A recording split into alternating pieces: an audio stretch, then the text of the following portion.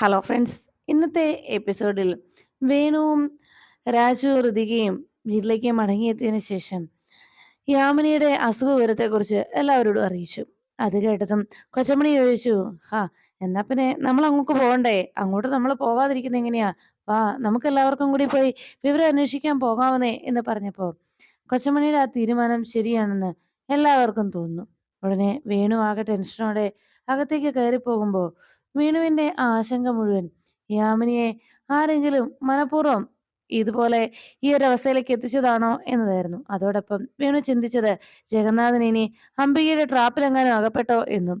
അംബികയുടെ പിടിയിലായിരുന്ന ജഗന്നാഥൻ രക്ഷപ്പെട്ടു വന്നിട്ടും വീണ്ടും അംബികയും മകനും കൂടി അവനെ പിടികൂടിയോ എന്ന് ആലോചിച്ച് വേണു ആശങ്കപ്പെട്ടിരുന്നു. അപ്പോഴാണ് ശേഖരന്റെ സങ്കടം കണ്ടുകൊണ്ട് അരികിലേക്ക് പ്രതാപൻ എത്തിയത്. ശേഖരൻ സങ്കടപ്പെട്ടിരിക്കുന്നത് കണ്ട് പ്രതാപൻ പറഞ്ഞു, ശേഖര, നീ ഇങ്ങനെ വിഷമിക്കാതെ, യാമിനി പഴയ അവസ്ഥയിലാകും. ഇപ്പോൾ യാമിനിക്ക് സംഭവിച്ചത് ഒരു മാനസികമായിട്ടുണ്ടായ ഒരു രോഗം മാത്രമാണ്. അത് മനസ്സിന്റെ ഒരു താളം തെറ്റൽ. അത് നമ്മൾ ട്രീറ്റ്മെന്റിലൂടെ മാറ്റിയെടുക്കുമല്ലോ. അല്ലാതെ നീ ഇങ്ങനെ സങ്കടപ്പെടാതെ, ഏറ്റവും നല്ല ബെറ്റർ ട്രീറ്റ്മെന്റ് തന്നെ നമുക്ക് യാമിനിക്ക് നൽകാം എന്നിങ്ങനെ പറയുമ്പോൾ അവിടേക്ക് അപ്പു എത്തി. അപ്പുവിനെ കണ്ടതും പ്രതാപൻ ചോദിച്ചു, അല്ല, അപ്പുവിനെ ഹോസ്റ്റലിൽ കൊണ്ടുപോയി വിടുന്നില്ലേ? ക്ലാസ്സിന് പോകേണ്ടതല്ലേ? നാളെ ക്ലാസ്സിൽ പോകണ്ടേ എന്ന് ചോദിച്ചപ്പോ അപ്പു പറഞ്ഞു, വലിച്ച വലിച്ചന് എന്നോട് പോകാൻ പറയരുത്. എനിക്ക് പോയാലും എനിക്ക് പഠിക്കാൻ പറ്റില്ല. അതുകൊണ്ട് ഞാൻ പോകുന്നില്ല. എന്റെ അമ്മ ഇങ്ങനെ ഈ ഒരു അവസ്ഥയിൽ കണ്ടുകൊണ്ട് എനിക്ക് കോളേജിൽ പോയിരുന്ന് പഠിക്കാനാവില്ല. എന്നെ എന്നെ വിടരുത് വല്ലിച്ച, എന്നെ നിർബന്ധിക്കല്ലേ എന്ന് പറഞ്ഞതും ഉടനെ പ്രതാപൻ അപ്പുവിന്റെ അടുത്തേക്ക് വന്നു. ഹാ അപ്പു മോളെ, നീ ഇങ്ങനെ വിഷമിക്കാതെ, അമ്മയ്ക്കൊന്നുമില്ല, നീ സങ്കടപ്പെടാതെ എന്ന് പറഞ്ഞപ്പോ, ഇല്ല വല്ലിച്ച, എന്നെ നിർബന്ധിക്കല്ലേ എന്ന് പറഞ്ഞ് പ്രതാപനെ കെട്ടിപ്പിടിച്ച് കരഞ്ഞു. ഉടനെ പ്രതാപൻ പറഞ്ഞു, ശരി, അങ്ങനെയാണെങ്കിൽ ഇനി മോള് പോകാനായിട്ട് ഞങ്ങളാരും നിർബന്ധിക്കുന്നില്ല. യാമിനിക്ക് ഭേദമായതിനു ശേഷം മോള് പോയാൽ മതി എന്ന് പ്രതാപനും സമ്മതിച്ചു. അങ്ങനെ മോളുടെ മനസ്സൊന്ന് ഓക്കെ ആയിട്ട് മോളിനെ ക്ലാസ്സിൽ പോയാൽ മതിയെന്ന് പ്രതാപൻ സമാധാനപ്പെടുത്തിയിട്ട് അവിടെ നിന്ന് പോകുമ്പോൾ അംബികയും ദീപക്കും കൂടി ജഗന്നാഥനെ കാണുവാനായി എത്തി. ജഗന്നാഥനെ തടവിലാക്കിയതിനു ശേഷം പലതവണ ജഗന്നാഥനെ മർദ്ദിച്ചു. ദീപക് പറഞ്ഞു, ഇയാളുടെ ശരീരത്തിൽ ഇടികൊള്ളാത്ത ഒരു ഭാഗവും ഇനി ബാക്കിയില്ല. എന്നിട്ടും ഇയാളുടെ എപ്പോഴത്തെയും പോലെയുള്ള ഈ സംസാരവും പെരുമാറ്റവും കണ്ടില്ലേ അമ്മേ? നമ്മളോട് ആരോടും യാതൊരു ഭയമോ ദേഷ്യമോ ഒന്നുമില്ലാതെ എന്ന് പറഞ്ഞപ്പോ അംബിക വീണ്ടും വീണ്ടും ആ ജഗന്നാഥനെ ഇരു കരണത്തും മാറി മാറി തല്ലുന്നു. നീ വീണ്ടും അവളുടെ അടുത്തേക്ക് പോയി അല്ലേടാ? അവളെ തേടി പോയി കാണും അല്ലേ എന്ന് ചോദിച്ചപ്പോ, ഇല്ല, ഞാൻ എങ്ങും പോയില്ല എന്ന് ജഗന്നാഥൻ അറിയിച്ചു. പിന്നെ അവളെ എൻ്റെ കയ്യിൽ കിട്ടിയതായിരുന്നു, ആ പത്മാവതിയെ. പക്ഷേ അവള് രക്ഷപ്പെട്ടു പോയി. എങ്കിലും അവള് എന്റെ പിടിയിൽ തന്നെ അകപ്പെടും, നിന്നെ പോലെ തന്നെ എന്ന് പറഞ്ഞ് ജഗന്നാഥന്റെ കഴുത്തിന് വീണ്ടും കുത്തിപ്പിടിച്ചുകൊണ്ട് അംബിക ദേഷ്യത്തോടെ പറയുമ്പോൾ ജഗന്നാഥൻ ചോദിച്ചു, നിനക്ക് എന്താ വേണ്ടത് അംബികെ? നിനക്ക് എന്റെ ജീവനാണോ? എങ്കിൽ നീ അങ്ങ് കൊന്നേക്ക്. എന്നെ ഇങ്ങനെ കൊല്ലാക്കൊല ചെയ്യുന്നതിനേക്കാളും നല്ലത് അതാണ്. എന്റെ ജീവൻ അങ്ങ് എടുക്ക് എന്ന് പറഞ്ഞു. അപ്പോഴാണ് മിണ്ടാതിരിയടാ എന്ന് പറഞ്ഞ് ദീപക് വീണ്ടും ജഗന്നാഥന്റെ കർണത്തടിക്കുന്നത്. ഇത് കണ്ടതും അംബിക പറഞ്ഞു, ദീപക്കെ വേണ്ട, ഇനി അവനെ കൂടുതൽ മർദ്ദിക്കണ്ട. അവന്റെ ഈ നാവിന് നമുക്ക് കൊടുക്കാനുള്ള ശിക്ഷ എന്താണെന്ന് ഇപ്പൊ തന്നെ അവൻ മനസ്സിലാക്കിയിട്ടുണ്ട്. ഇവനെ കൊന്നുകളയാൻ പറ്റില്ല. ഇവനെ കൊണ്ട് നമുക്ക് കുറച്ച് ഗെയിം നടപ്പിലാക്കാനുണ്ട്. അതിനുശേഷം മതി ഇവന്റെ മരണം. അതുകൊണ്ട് അതുവരെ ഇവൻ മരിക്കാൻ പാടില്ല. നീ വാടാ എന്ന് പറഞ്ഞ് ദീപകിനെയും വിളിച്ചുകൊണ്ട് അംബിക അവിടെ നിന്ന് പോന്നു. അപ്പോഴാണ് കൊച്ചമണിയും മറ്റെല്ലാവരും അവിടെ പ്രതാപന്റെ വീട്ടിലേക്ക് പോകുന്നതിനെ കുറിച്ച് സംസാരിച്ചിട്ടും ആരും അങ്ങനെ ഒരു തീരുമാനം എടുക്കാത്തത് കൊണ്ട് അവിടെ ഇരുന്നുകൊണ്ട് ഡൈനിങ് ടേബിളിന് അടുത്തിരുന്ന് എന്തോ ബുക്ക് വായിക്കുന്നത് കണ്ട് അവിടേക്ക് ഹൃതികയും പ്രിയയും എത്തി. അവരെ കണ്ടതും പെട്ടെന്ന് തുള്ളലിലെ ചില വാക്കുകൾ പറയുന്നു. അങ്ങനെയൊക്കെ സംസാരിച്ചുകൊണ്ട് അതുപോലെയെല്ലാം പറയുന്ന തുള്ളലിലെ ചില വാക്കുകളൊക്കെ, അതിലെ ചില വരികളൊക്കെ പറയുന്നത് കേട്ട് അതിശയത്തോടെ ഹൃതിക ചോദിച്ചു, അല്ല വല്യമ്മ എന്താ ഈ വായിക്കുന്നത്? അപ്പോഴേക്കും കൊച്ചമണി പറഞ്ഞു, ആ ഞാനേ ജ്ഞാനപ്പാനയാ വായിക്കുന്നത്. അപ്പോഴാണ് ഹൃതിക സംശയത്തോടെ ചോദിച്ചത്, ഈ ജ്ഞാനപ്പാനയിൽ മർക്കടനൊന്നും ഇല്ലല്ലോ, പിന്നെ ഇതെവിടുന്നാ എന്ന് ചോദിച്ചപ്പോ പ്രിയ പറഞ്ഞു, ഞാനും അത് തന്നെ ആലോചിക്കുന്നത്, ഞാനൊന്ന് നോക്കട്ടെ എന്ന് പറഞ്ഞ് പ്രിയ ആ ബുക്ക് എടുത്ത് നോക്കിയതും, ഓ ഓ, ഇതെന്റെ പ്രീ ഡിഗ്രിയുടെ ഫിസിക്സിന്റെ ബുക്കാ. ഈ ടെക്സ്റ്റ് എടുത്താ വായിക്കുന്നത്. ഓ, അതും ഇംഗ്ലീഷ് എന്ന് പറഞ്ഞ് പ്രിയ കൊച്ചമണി വായിച്ച പുസ്തകത്തെക്കുറിച്ച് പറഞ്ഞു. അപ്പോഴേക്കും ഋതിക ചിരിച്ചുകൊണ്ട് പറഞ്ഞു, അതെ വല്യമ്മേ, ജ്ഞാനപ്പാനയും രാമായണവും ഒക്കെ വായിക്കണമെന്ന് യാതൊരു നിർബന്ധവുമില്ല. ഇവിടെ സന്ധ്യസമയത്ത് അങ്ങനെ ജ്ഞാനപ്പാനയോ രാമായണ പാരായണം വേണമെന്നും പറയുന്നില്ല. പക്ഷേ മനസ്സിൽ ആത്മാർത്ഥമായിട്ടുള്ള ഭക്തി ഉണ്ടാവണം. അത്ര മാത്രമേ ഉള്ളൂ. വെറുതെ ഇങ്ങനെ പ്രഹസനം കാട്ടരുത് എന്ന് പറഞ്ഞപ്പോ കൊച്ചമണി പറഞ്ഞു, അയ്യോ, എന്റെ മനസ്സ് മുഴുവൻ ദൈവചിന്ത മാത്രമേ ഉള്ളൂ എന്നറിയിച്ചു. അപ്പോഴാണ് അവിടേക്ക് വീണു എത്തിയത്. അല്ല, നിങ്ങൾ എന്താ ഇങ്ങനെ ദൈവചിന്ത മാത്രമേ ഉള്ളൂ എന്ന് പറയുന്നത് എന്ന് ചോദിച്ചപ്പോ മനസ്സിൽ മുഴുവൻ ഈശ്വര ചിന്ത മാത്രമേ ഉള്ളൂ എന്ന് പറഞ്ഞത് സത്യം തന്നെയാണ്. എന്നോട് പലപ്പോഴും ഈശ്വരൻ അവിടെ ഇരുന്ന് എന്നെ വിളിക്കുന്ന പോലെ തോന്നും. കൊച്ചുമണി, നീ ഇങ്ങ് കേറി വാ എന്ന് പറയുന്നതായിട്ട്. അത് കേട്ടതും ഉടനെ വീണു പറഞ്ഞു, ഹാ, എന്നാ പിന്നെന്താ പോകാത്തത്? അങ്ങ് പൊയ്ക്കൂടായിരുന്നോ? ഈ ഭൂമിയെങ്കിലും രക്ഷപ്പെട്ടു പോയേനല്ലോ എന്ന് പറഞ്ഞു. അങ്ങനെ എല്ലാരും കേട്ട് ചിരിച്ചുകൊണ്ട് അങ്ങനെ ഇരിക്കുമ്പോഴാണ് അവിടേക്ക് ജയൻ എത്തിയത്. ജയനെ കണ്ടതും എല്ലാവരും യാമിനിയുടെ അസുഖത്തെക്കുറിച്ച് അന്വേഷിച്ചു. യാമിനി മേഡത്തിന് ഇപ്പൊ എങ്ങനെയുണ്ടെന്ന് ചോദിച്ചപ്പോ മേഡത്തിനെ ട്രീറ്റ്മെന്റ് നൽകുന്നുണ്ട് എന്നറിയിച്ചു. അതിനുശേഷം ഋതികയെ വിളിച്ചു. ഋതുമോളെ ഒന്നിങ്ങി വന്നേ എന്ന് പറഞ്ഞ് ജയൻ ഋതുവിനെ വിളിച്ചുകൊണ്ട് അപ്പുറത്തേക്ക് മാറി. ഇത് കണ്ടതോടെ എല്ലാവർക്കും ആകെ സംശയമായി.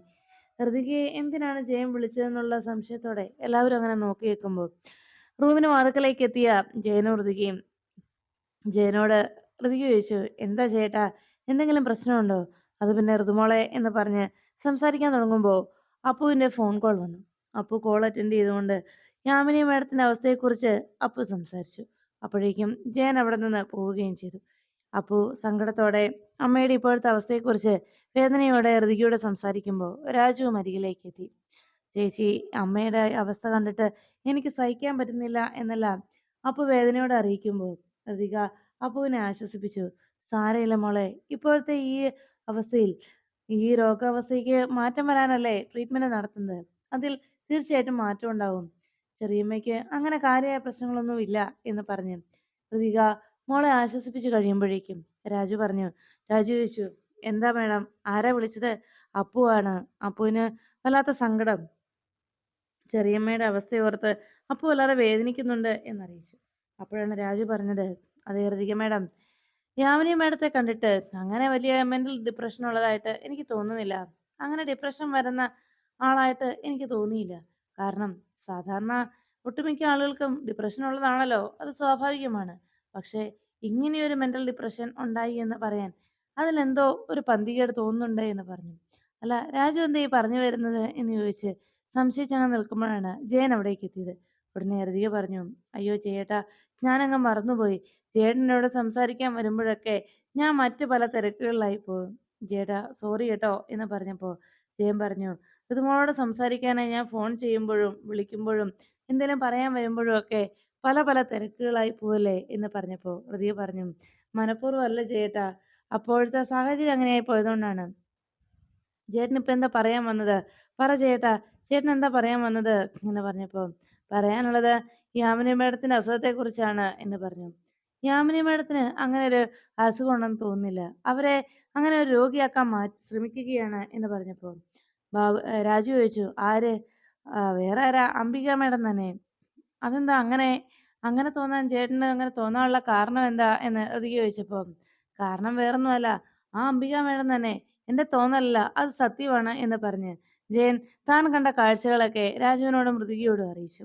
അന്ന് അംബിക മേഡത്തോട് കാണിച്ച അംബിക ആം, യാമിനി മേഡത്തോട് കാണിച്ച ക്രൂരതകളൊക്കെ കൃത്യമായി ജയൻ ഋതികയെ ധരിപ്പിച്ചു. എല്ലാം കേട്ട് കഴിഞ്ഞതും രാജു പറഞ്ഞു, അതെ, അവരെ അങ്ങനെ അങ്ങ് വിട്ടാ പറ്റില്ല. അവരും മകനും കൂടി യാമിനി മേഡത്തെ ഒരു ഭ്രാന്തിയാക്കാനുള്ള ശ്രമമാണ്. അത് ഒരിക്കലും അനുവദിച്ചുകൂടാ എന്ന് പറഞ്ഞപ്പോ ഋതിക പറഞ്ഞു, എനിക്ക് ഈ കാര്യം ഞാൻ ഏറ്റു രാജു. അതിനു വേണ്ട കാര്യങ്ങളൊക്കെ ഞാൻ ചെയ്തോളാം.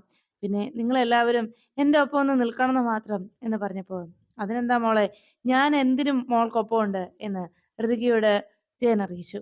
അപ്പോഴാണ് അവിടേക്ക് വന്ന് രാധമ്മ ചോദിച്ചത്, അല്ല, നിങ്ങൾക്ക് ഭക്ഷണമൊന്നും കഴിക്കണ്ടേ മക്കളെ എന്ന് ചോദിച്ചതും എല്ലാവരും കൂടി ഭക്ഷണം കഴിക്കാനായി ഡൈനിങ് ടേബിളിലേക്ക് വന്നിരുന്നു.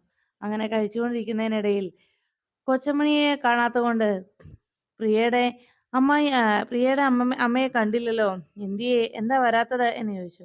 അപ്പോഴേക്കും പ്രിയ പറഞ്ഞു, അതെ, ഇപ്പൊ ഇവിടേക്ക് വിളിച്ചു കഴിഞ്ഞാലേ ഈ ചോ കഞ്ഞിയോ പയറോ ഒന്നും അത് ചേട്ടനമ്മയ്ക്ക് ഇഷ്ടമാവില്ലല്ലോ. അതാണല്ലോ അമ്മയുടെ പ്രശ്നം എന്ന് പറഞ്ഞപ്പോ ഉടനെ രാജുവിന്റെയും ഋതികയുടെയൊക്കെ സംസാരം കേട്ടിട്ട് അത് ശരി തന്നെയാണെന്ന് ജയൻ പറഞ്ഞു. അതെ, എന്റെ അമ്മയെ ശരിക്കും മൃഗങ്ങളെ മാത്രം കഴിക്കാനായിട്ട് മാത്രം ജനിച്ച ആളാ.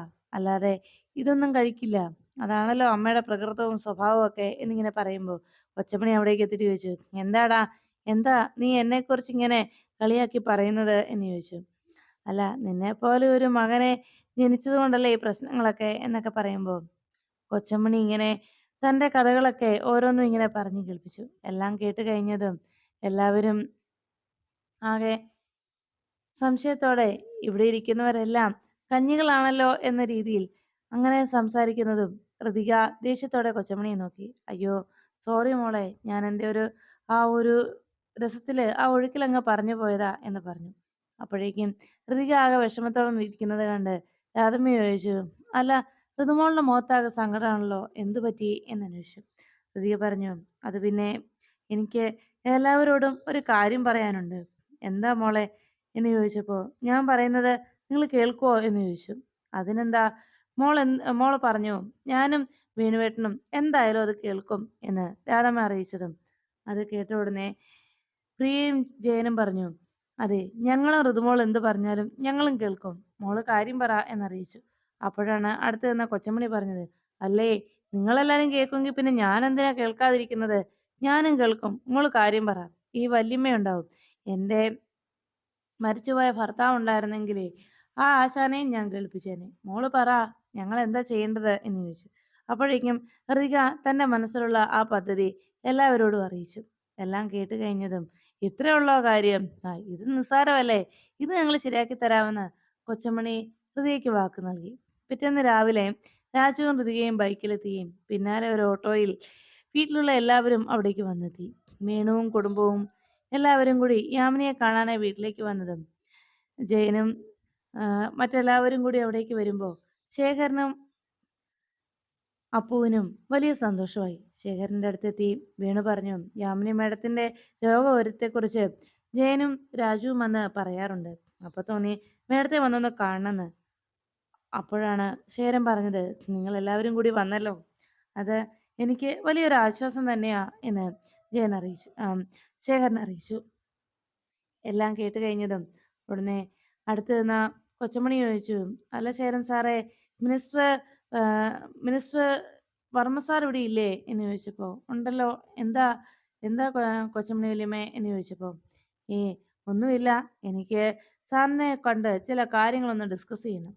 അത് കേട്ടതും ഉടനെ ജയൻ പറഞ്ഞു, ദേ പിന്നമ്പിള്ളെ ഒരക്ഷരം മിണ്ടി പോകരുത് ഇവിടെ വന്ന്, വെറുതെ മനുഷ്യനെ നാണം കെടുത്താനായിട്ട് ഒരു ഡിസ്കഷന് വന്നിരിക്കുന്നു എന്ന് പറഞ്ഞു. അല്ല, ഞാനേ ഒരു വക പഠിക്കാതെ നടന്ന ആളാ ഇപ്പൊ ഡിസ്കസ് നടത്താനായിട്ട് വന്നിരിക്കുന്നത് എന്ന് പറഞ്ഞ് വേണുവും ബഹളം വെച്ചതും അത് കേട്ടതോടെ കൊച്ചുമണി പറഞ്ഞു, അയ്യോ അച്ഛാ, ഞാനേ 10ാം ക്ലാസ് വരെ പോയതാ, അറിയാവല്ലോ. 10ാം ക്ലാസ്സിലെ ഉപ്പുമാവ് സത്യാഗ്രഹം നടത്തി ഞാൻ സ്കൂളിൽ നിന്ന് പുറത്തായത്. അത് കേട്ടതോടെ വേണു ചോദിച്ചു, അല്ല, ഈ ഉപ്പ് സത്യാഗ്രഹം എന്നൊക്കെ കേട്ടിട്ടുണ്ടല്ലോ, ഈ ഉപ്പുമാവ് സത്യാഗ്രഹം എന്തുവാ എന്ന് ചോദിച്ചപ്പോ, അതെ, ഉപ്പുമാവ് കിട്ടാതെ വന്നതിന്റെ പേരിൽ ഞാൻ സത്യാഗ്രഹം നടത്തിയതാണ്, അതിനാണ് ഉപ്പുമാവ് സത്യാഗ്രഹം എന്ന് പറഞ്ഞു. എല്ലാവരും അത് കേട്ടങ്ങനെ ചിരിച്ചുകൊണ്ട് നിൽക്കുമ്പോൾ ഉടനെ അപ്പു ഋതികയെ കെട്ടിപ്പിടിച്ച് കരഞ്ഞു. ചേച്ചി എന്ന് വിളിച്ച് സങ്കടപ്പെടുമ്പോൾ അപ്പുവിന്റെ സങ്കടം മനസ്സിലാക്കിയ ഋതിക മോളെ ആശ്വസിപ്പിച്ചു. അല്ല, ചെറിയമ്മയ്ക്ക് ഇപ്പൊ എങ്ങനെയുണ്ട്, മെഡിസിൻ ഒക്കെ കഴിച്ചോ എന്ന് ചോദിച്ചപ്പോ മരുന്നുകളൊക്കെ കൊടുക്കുന്നുണ്ട്, പഴയ ഡോക്ടർ തന്നെയാ അമ്മ ഇപ്പൊ ചികിത്സിക്കുന്നത് എന്നും അറിയിച്ചു. എല്ലാം കേട്ടതിന് ശേഷം ഋതിക ചെറിയമ്മയെ കാണാനായിട്ട് അവിടുന്ന് പോകുന്നു. നേരെ യാമിനിയുടെ റൂമിനടുത്തേക്ക് പോകാൻ തുടങ്ങുമ്പോൾ അവിടെ സ്റ്റെയർ ഇറങ്ങി വരുന്ന അംബികയെ കണ്ടു. അംബിക മുന്നിലേക്ക് വന്നതും ഋതിക ചോദിച്ചു, അല്ലമ്മായി, എങ്ങനെയുണ്ട് ഇപ്പോ ചെറിയമ്മയ്ക്ക് എന്ന് ചോദിച്ചപ്പോ ട്രീറ്റ്മെന്റ് നടക്കുന്നുണ്ട്, കാര്യമായിട്ടുള്ള മാറ്റം ഒന്നും അങ്ങനെ പറയാറായിട്ടില്ല എന്ന് പറഞ്ഞ് അംബിക പോകാൻ തുടങ്ങുമ്പോഴേക്കും ഋതിക അംബികയെ പിടിച്ചു നിർത്തി. അങ്ങനെ അങ്ങ് പോകാൻ വരട്ടെ, "ഒന്ന് നിന്നേ അമ്മായി" എന്ന് പറഞ്ഞ് ഋതിക അംബികയെ പിടിച്ചു നിർത്തുമ്പോൾ അംബിക ആകെ ദേഷ്യത്തോടെ ഋതികയെ നോക്കുന്നു.